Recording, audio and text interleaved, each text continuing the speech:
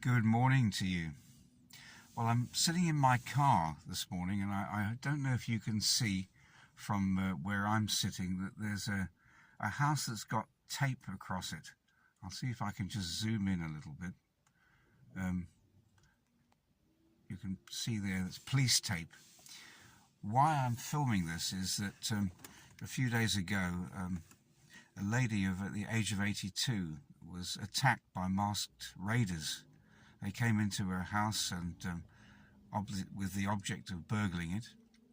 I don't know what actually happened, but the lady was attacked and she was found conscious on the floor of her home and taken to hospital. Apparently she could identify her attackers to some degree, and then she died in hospital. And I came up here this morning. I wasn't actually sure where the road was, but I managed to find it quite easily and pass the house. And just some thoughts that crossed my mind that I want to share with you this morning.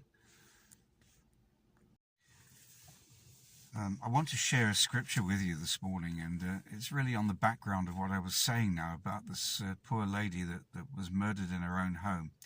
I'll try and speak a little bit louder because some of you have been telling me that my volume has been a bit quiet. And the reason for that is that I broke my phone a couple of weeks ago. I haven't replaced it yet, and I'm using my old one. So I hope you can hear me clearly. But I'm just driving around here this morning, and it's quite an interesting area. It's known as Pakefield, which is in Suffolk, and they're actually quite a posh area, if we would say in British parlance. It's quite a well-to-do area in some respects. There are some very large houses around here. But the lady that I was referring to and the house that I was referring to are actually, she was just only a pensioner, just somebody who, was getting on with her quiet life, just living there with her dog, I believe, and just a very small bungalow. So of all the houses that could have been burgled around here, much bigger than this one, you would have thought that was where burglars would rather have gone. But instead, they've gone to this poor little old lady and ended her life in such a tragic way. And I was thinking about this from the perspective of Scripture and from the perspective of evil. So I want to share with you this morning from 1 Peter, and it's chapter 5, and I just want to read a few verses to you. I'm just reading here from verse 6. Humble yourselves, therefore, under the mighty hand of God, that he may exalt you in due time, casting all your care upon him, for he careth for you. Be sober, be vigilant, because your adversary, the devil, as a roaring lion, walketh about, seeking whom he may devour. Whom resist steadfast in the faith, knowing that the same afflictions are accompanied in your brethren that are in the world. And I thought about this roaring lion this morning, the way the devil prowls around. These burglars were prowling around that lady's house, and they were seeking whom they could devour. Satan had taken charge in their lives, and they were out for gain, greedy and immoral gain, seeking to take for themselves what wasn't theirs.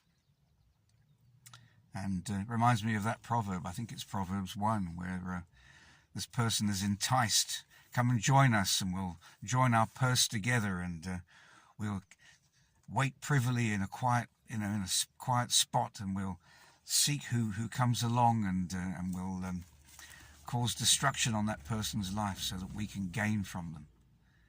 And this is the way the devil works. He seeks to destroy us at every turn. And the word careless came to me this morning, that we can be careless, so careless easily about our lives if we're not sober and vigilant.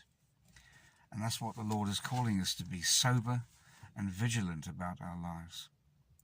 And so often, I think, when we see the sun shining and we perhaps get out of bed and we we look to the day, but we haven't perhaps given too much thought to the Lord. Maybe there are things that we have to do that keep us busy, and we get so caught up in the structure of our lives, things that we have to do and places we have to be, and we forget that the first place we have to be is before the Lord.